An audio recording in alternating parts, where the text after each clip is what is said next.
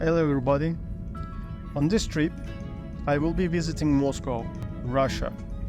Turkish Airlines was calling Vnukovo Airport, therefore here I am. Not much choice around when someone wants to fly to Moscow in these days.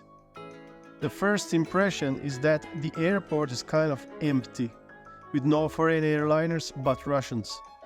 I suppose it's due to sanctions. However, it's a good airport. And all the passport control and the customs checks went pretty fast and smoothly. I arrived in Vnukovo on Saturday, and let me give you some valuable information. Please carry some Russian rubles with you before you arrive, because there is nowhere you can exchange your money here on weekends. It was a little shock for me that the whole exchange offices at the airport were closed. Also, let me add, Visa and MasterCard are not in service here anymore. There is a railway connection between the airport and the city center.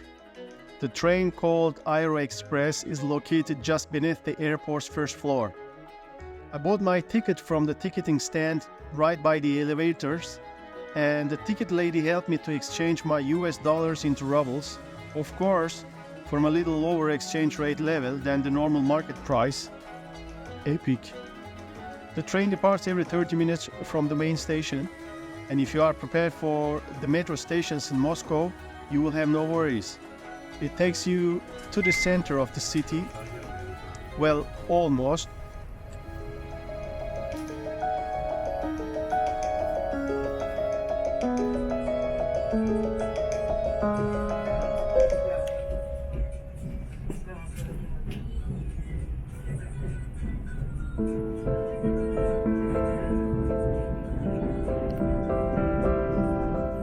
The train moves rather slowly, and thanks to this, passengers like me can observe the surroundings and the suburbs of the city.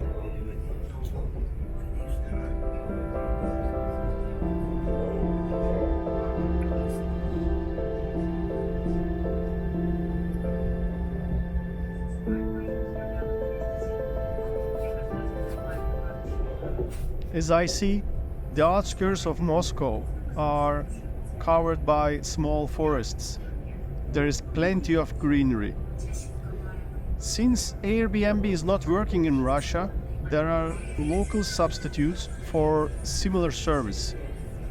The problem is making a payment, because landlords require some deposit payment upfront, and worldwide credit or debit cards do not work in Russia. Thanks to my dear friend from St. Petersburg, hi Oleg, he paid full fee on my behalf and in advance, of course, and thanks to his help I could solve this problem. Yes, I rented a small flat right at Tverskaya Street, or Boulevard, however you may call it. My flat is located within walking distance from Arbatskaya metro station. I studied my lesson carefully and I printed the map of Moscow metro network before I arrived. Well, actually, there is also an official app for this buzzing multi-level metro network of Moscow. There is no Uber anymore for calling taxi. Instead of Uber, the market is dominated by Yandex.Go.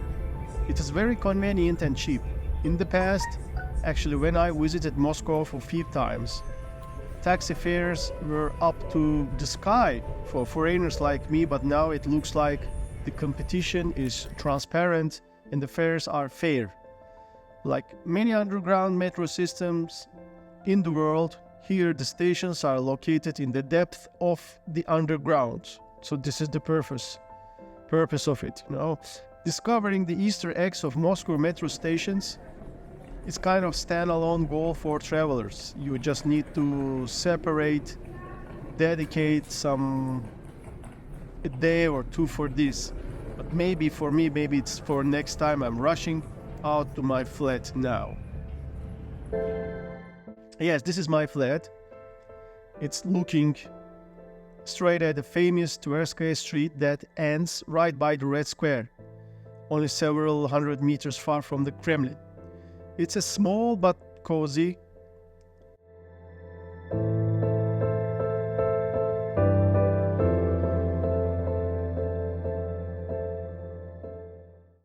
Well, here are some ruble coins, a small table for work, the desk, maybe you may call it like that. The main bed is located in a cave-shaped carved place, and the lights, as you see, gives me a disco feel. Just joking, it's not even a big issue. If you're a selective and prissy being, you can of course go and pay several hundreds or even thousands of dollars and stay somewhere else.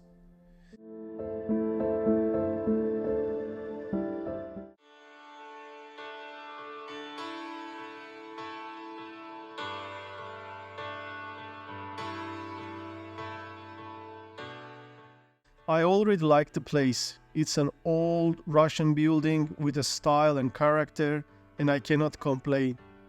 On the top of the piano, the owner plays some kind of essences, some perfumes, and small postcard with a cute note. I like these small, intelligent interior design add-ons. The wallpapers are nice, there is a separate bathroom and toilet, more than enough for a solo traveler like me.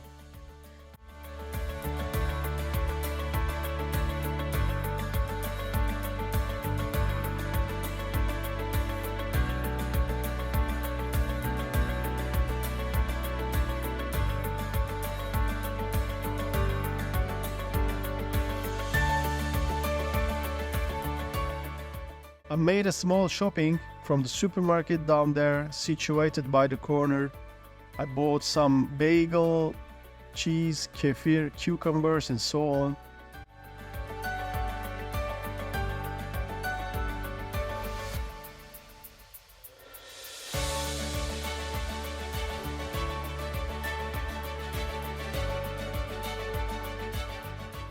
The flat has two sides open with the city views. There is a balcony by the kitchen, and I can see the lights of the city center.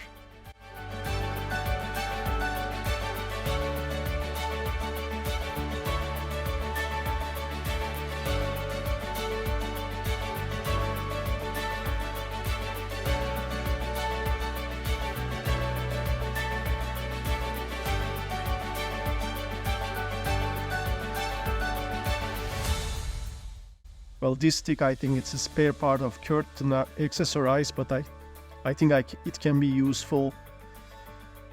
If some intruder gets inside, I can use it as a mace. Okay, still joking. I guess it's time to sleep. See you tomorrow. Good morning, everybody. Today is Sunday. The weather is surprisingly sunny in Moscow. It is April. I called a cab by using Yandex Go and right now heading to Izmayilovsky marketplace. On the TripAdvisor website, I read some very good comments about this place. I always like to discover new places like flea markets or bazaars where local people shop. So Izmayilovsky Bazaar will be a kind of bullseye for me. The place is open 7 days a week, but it is actively crowded on Sundays. So I was told that I should be there before the noontime. At first, actually I thought I might take the metro, but the taxi was not so expensive, so I hopped into one. Moscow city center, by the way, in my first impression after several years, my previous visits, it's cleaner, it's tidy, it's organized. Yes, there is traffic, of course. It's big city, especially in rush hours, in the morning and at night. But it is not as horrific as I was remembering the last time. Last time it was really, really scary. Well, welcome to Izmayilovsky Bazaar. It has several floors, and the top floor is picturesque in terms of Russian history and architecture. There are traditional log houses, buildings, wood-carved statues, and restaurants. The Vodka Museum is also located here, but I didn't visit it because I'm not a fan of vodka much. I think I'm more a whiskey guy. There are souvenir shops all over the place in various price ranges from expensive to cheap. There are lots of fur shops.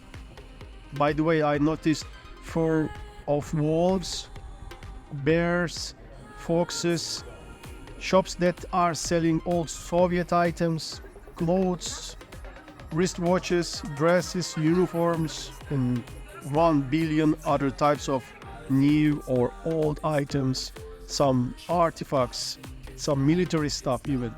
It's a good place for kids of all ages, including people at my age. I'm 600 years old, by the way, older than Gandalf. Now it's time to visit some museums, shall we? Welcome to Tretyakov Gallery. Yeah, it's a well-known art museum that displays an exquisite selection of Impressionists, Expressionists, modern era, and the contemporary paintings and sculptures. Honestly, I was really not expecting such a brilliant, magnificent collection, but the museum truly surprised me with its sheer artistic existence. That's why the Tretyakov Gallery must be one of your certain stops when you visit Moscow. I rolled on and off between artworks for over 3 hours. There are many well-known paintings that all of us might have come across on the internet. Even some of them are popular memes nowadays. There are enormously big paintings that really shock the visitors, including me, while there are some very tiny paintings that are so powerful in such a small canvas area, really mesmerizing. Large galleries full of pre- and post-Soviet era get art lovers like me completely drunk. There was also a bit of envy running through my veins, I'm not going to lie to you. This museum was founded by Pavel Tretyakov back in 1850s. He was an art collector, and like many art collectors, at one point obviously he had no more room or storage left to keep the artworks. Then he decided, okay, good idea, I go for the museum. And he established a gallery. So he did very well with this decision, because not only he supported the local artists, but also became a kind of bridge between these artists, artworks, and the next generations to come. You can spot Tolstoy's and Dostoevsky's portraits there, very famous paintings. You may notice these paintings on the cover of some books. During my walking through the halls, I was told that this is the old Tretyakov Gallery and there is a new one a few hundred meters away. So I put this information in my notebook and I will see that museum on Wednesday for sure.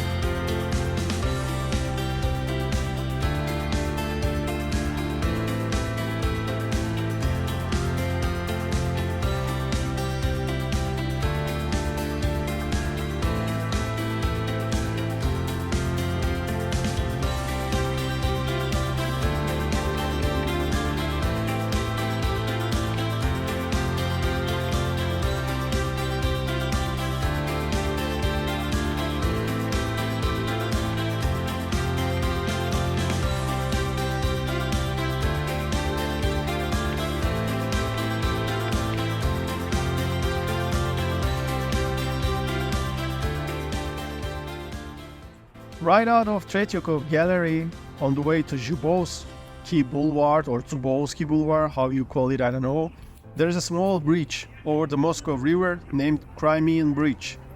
It's a little sarcastic, I know, but in this video I'm not going to talk about politics, okay? The municipality of the city has installed several heart-shaped metal trees for lovers or people seeking their luck. I had seen similar gestures or traditions in Ukraine, especially in Odessa before. So you come here, make a wish and lock it. I hope all the wishes they have wished for have come true. Life is short, people should reach their goals and actually work hard, study hard. Then all you need is a $5 padlock to seal the deal. And Moscow, with all these historical houses, look at these beautiful houses lining up side by side along Mosco River. Looks like a postcard to me, as if the time has stopped. So beautiful, really, really beautiful.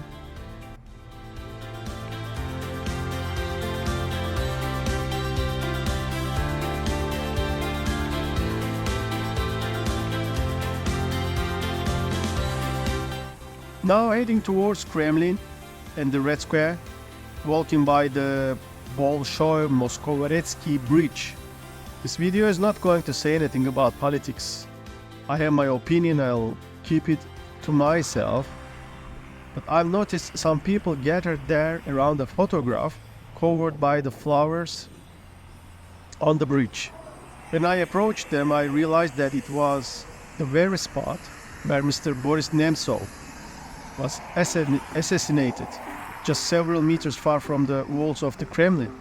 He was, you can Google about him, he was one of the opponents of Vladimir Putin, and he was a political figure. He was 56 years old when he was shot while walking on the bridge.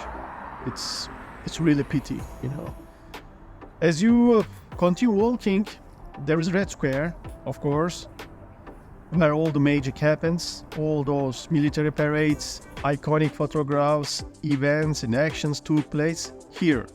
I think everybody knows a few things about Red Square, so I'm not going to repeat it. Anyhow, being in Moscow can't be proven better than being in Red Square. The area is taken over by selfie monsters. I call them like that because they are everywhere now.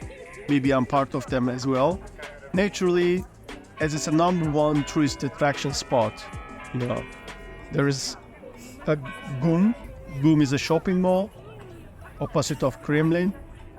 It is right now the end of April, and Russians are preparing for 9th of May military parade. So I actually visited GUM several times before, and besides its beautiful architecture outside and inside, there's nothing special about the place. It's just any ordinary other and little pricey shopping malls that you can see in the rest of the world. You see, Lenin's Mausoleum is also here, but despite all my efforts, so far I could never had a chance to see this place. It was either closed for holidays or under renovation, I don't know. Alright, for today, let me go home and take some rest and see you tomorrow. Hello from another day.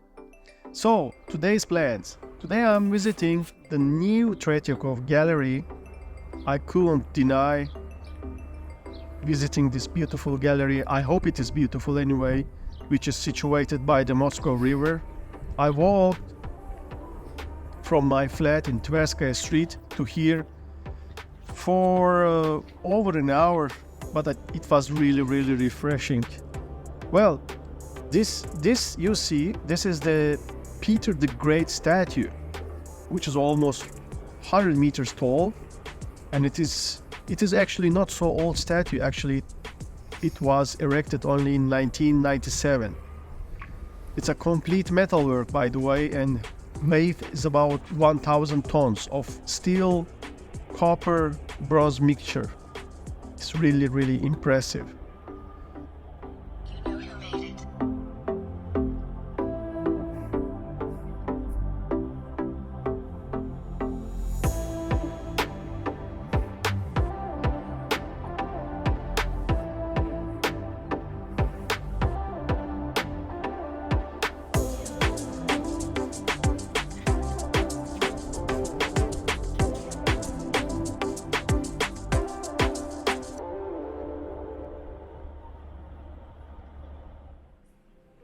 All right, here we are. I'm so excited. This is new Tretyakov Gallery, the home of artworks of Kandinsky, Malevich, Chagall, and more. Here we'll see more contemporary era artworks in comparison to the old Tretyakov Gallery. The new Tretyakov Gallery is even bigger than the other one. There are large and almost endless halls full of unique and very important examples of Russian fine arts. Let's roll. This is the first black square that Malevich produced. Suprematism. This is unique genre in art. The second one is in Hermitage in St. Petersburg.